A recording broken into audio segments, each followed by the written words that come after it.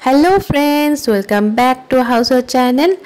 আজকে আমি তোমাদেরকে বানিয়ে দেখাবো বাড়িতে থাকা সামান্য কিছু উপকরণ দিয়ে খুবই সহজ পদ্ধতিতে চপের রেসিপি। একদম পারফেক্টভাবে তোমরা কিন্তু বানিয়ে নিতে পারবে। সবার প্রথমে আমি এখানে নিয়ে নিচ্ছি বেসন। এখানে আমি কিন্তু হাফ কাপের মতো বেসন নিয়েছি। তার মধ্যে আমি অ্যাড করে দেব হাফ টিস্পুনের মতো কিন্তু লবণ।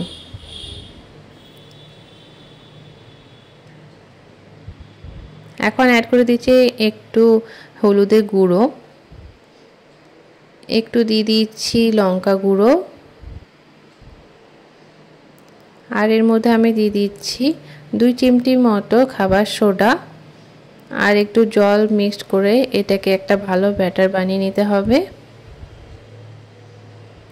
এইভাবে হাত দিয়ে আমি একটু ভালোভাবে মেখে একটা পাতলা ব্যাটার বানিয়ে নিব। দেখতেই পাচ্ছ কীরকম হয়েছে, একটা থকথকে ব্যাটার বানিয়ে নিতে হবে। ঠিক এইভাবে কিন্তু ব্যাটারটা হবে, খুব বেশি পাতলা করে দিও না, তাছাড়া কিন্তু চপটা পারফেক্ট হবে না। এখানে আমি আলু এবং গাজর একটু ভালোভাবে সিদ্ধ করে রেখেছি। একটা চামচ দিয়ে এইভাবে এটাকে ম্যাশ করে নেব।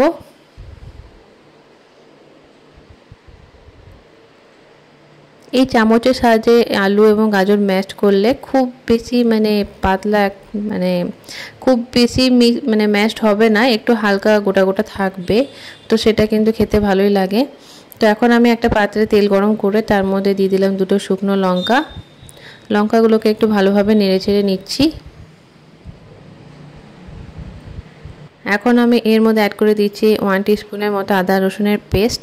এই আদা রসুনের পেস্টটা একটু গরম তেলে ভালোভাবে ভেজে নিলে খুব ভালো একটা স্মেল হয়।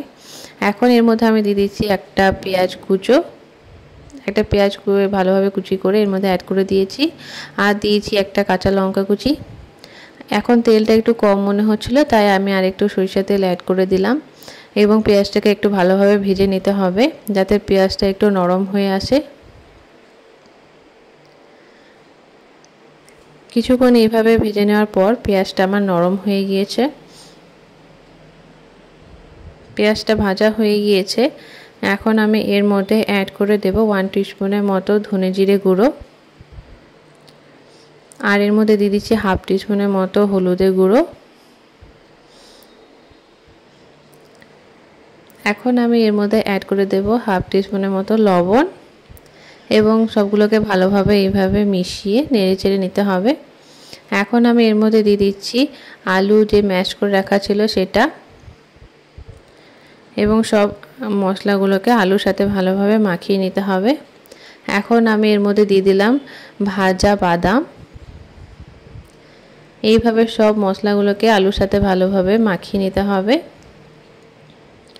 দেখতেই পাচ্ছ মশলাটা আমার পুরোপুরিভাবে রেডি হয়ে গিয়েছে। আলুর পুরটা এখন আমার ভালোভাবে ভাজা হয়ে গিয়েছে।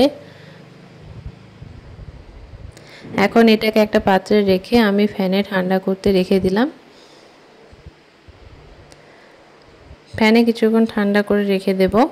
এদিকে আমি যে ব্যাটারটা বানিয়েছিলাম সেটার মধ্যে এইভাবে আলুটাকে ভালোভাবে চেপটে নিয়ে এইভাবে ডুবিয়ে এই তেলের মধ্যে দিয়ে দিতে হবে।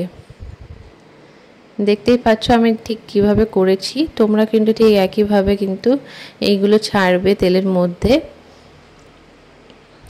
ব্যাটারটা খুব বেশি পাতলা করলে কিন্তু এটা ছড়িয়ে যাবে, এক্ষেত্রে ব্যাটারটা একটু গাঢ় হলে ভালো, তাহলে কিন্তু এটা চিটিয়ে লেগে থাকবে আর মশলাটার গায়ে।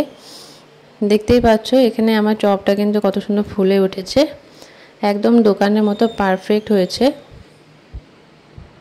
তোমরাও কিন্তু চাইলে ঠিক এইভাবে বাড়িতে চপ বানিয়ে নিতে পারো।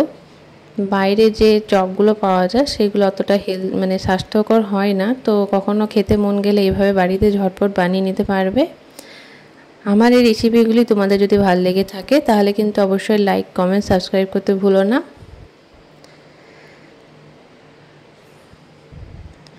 এখন দেখো চপটা ভালোভাবে আমার ওপর দিক থেকে লাল হয়ে গিয়েছে। মিডিয়াম ফ্লেমে রেখে কিন্তু চপগুলোকে ছাঁকবে, তাছাড়া কিন্তু এটা উপর থেকে পুড়ে যাবে। দেখো আমার চপটা কত পারফেক্টভাবে হয়েছে। আমি এখানে তোমাদেরকে একটু এটাকে কেটে দেখাচ্ছি। দেখো কত সুন্দর হয়েছে, খুবই টেস্টফুল এবং মজাদার হয়েছিল খেতে। তোমরা অবশ্যই একবার বাড়িতে বানিয়ে দেখবে এবং কেমন হয়েছে আমাকে কিন্তু অবশ্যই কমেন্ট করে জানিও। আশা করি তোমাদের এই রেসিপিটি ভালো লেগেছে। ভিডিওটি পুরোটা দেখার জন্য অসংখ্য ধন্যবাদ।